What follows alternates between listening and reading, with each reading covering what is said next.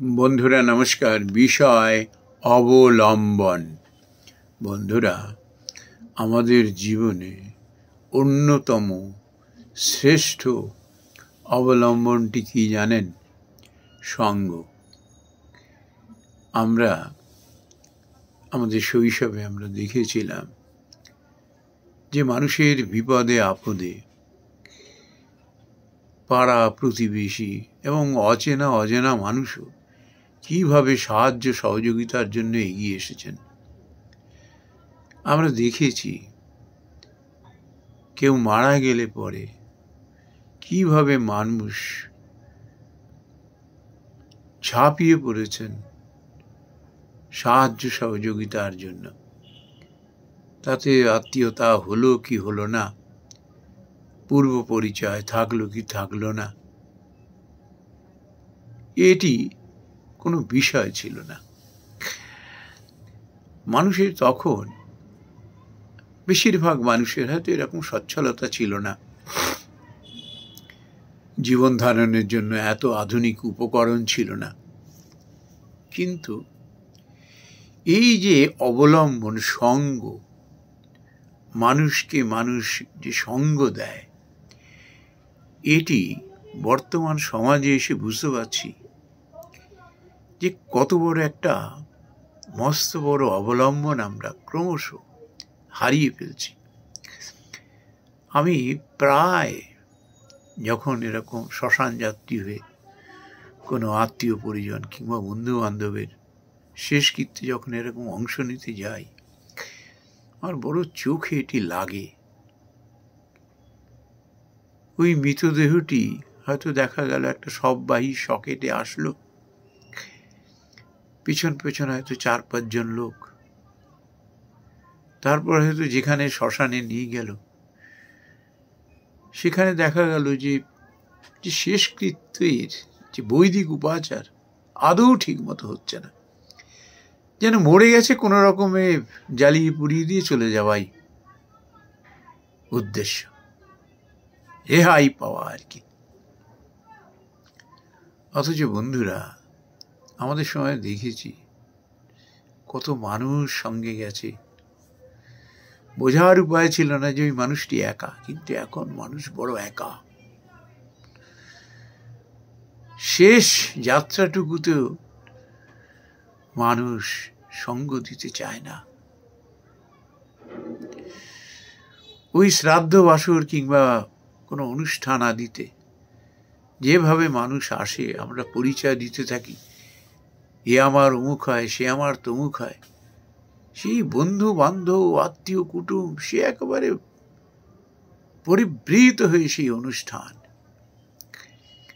আর সেই আনন্দের সঙ্গে ঘোষণা করা, এ আমার অমুক হয়, সে আমার তমুক হয়।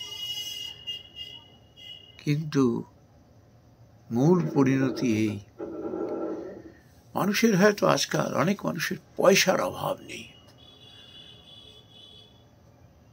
অপর্যাপ্ত অর্থ, ধন দৌলত, স্থাবর অস্থাবর সম্পত্তি, কিন্তু মহামূল্যবান যে সম্পদ, এই অবলম্বন, সেটি হারিয়ে যাচ্ছে। এমনকি কিছু কিছু ক্ষেত্রে ছেলেমেয়েরাও পর্যন্ত শেষকৃত্যে আসতে পারে না। কি ভয়ঙ্কর একটা পরিস্থিতির মধ্যে দিয়ে আমরা চলেছি।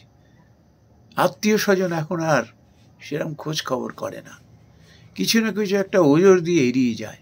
পাড়া প্রতিবেশীও তো বুঝতে পারিনি, জানি না তো, সব জানে হয়তো।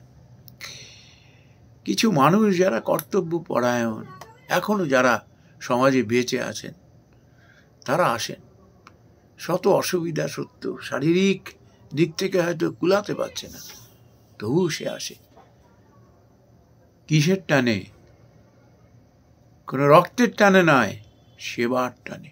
আহা, মানুষটি বড় একা, এই মুহূর্তে তার সঙ্গে থাকবো না, আসে এরকম। এই মানুষগুলির সংখ্যা না কমে যাচ্ছে দিনে দিনে।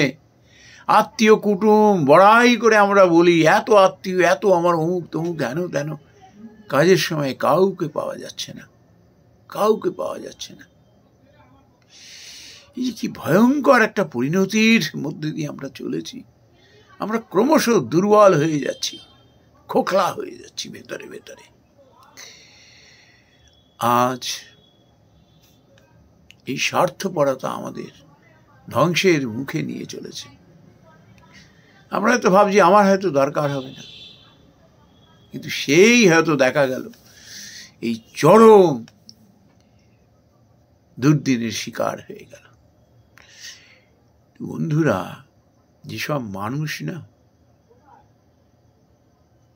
কেবল কর্তব্যের খাতিরে ভালোবেসে মানুষকে সহযোগিতা করতে আসেন না, তার জীবনে কোনো ভয় থাকে না, কোনো ভয় থাকে না, তারও ভয় থাকে না, কোনো রকম ভয় থাকে না তার। কে তার শেষ সময় সঙ্গ দিল না দিল, স্বয়ং ভগবান এসে তার সঙ্গ দেন। এই জন্য তার ভেতরে এমন একটা বিশ্বাস এসে যায়, এসব নিয়ে তার চিন্তা করার অবকাশ থাকে না। বন্ধুরা, ছোট সংসার হলে যে সুখের হয় সব সময় তা নয়, বড় দুঃখ বয়ে নিয়ে আসে। তার উপরে নিজেদের মধ্যে কলহ ঝগড়া আমাদের শেষ করে দিচ্ছে। প্রত্যেকটি মানুষকে এর পরিণাম ভুগতে হবে। আমরা যদি ওই মানুষগুলোর মুখের দিকে একবার তাকিয়ে দেখি না, আহা দেখো ৭৫-৭০ বছর বয়স হয়ে গেছে, দেখো ওইভাবে ওই মানুষটি শেষ কৃত্যে এসছে, কিভাবে সে সঙ্গ দিচ্ছে। এরকম মানুষগুলোকে যদি আমরা একবার দেখি না, আমাদের মনের এই দৈন্যতা না দূর হয়ে যাবে, আমাদের বিবেকে জেগে উঠবে। বন্ধুরা, আমরা পারি, শুধু আমাদের ইচ্ছা শক্তিটুকু জাগিয়ে তুলতে হবে, তবেই আমাদের উন্নতি, তবেই আমাদের জীবনে শান্তি। নমস্কার বন্ধুরা।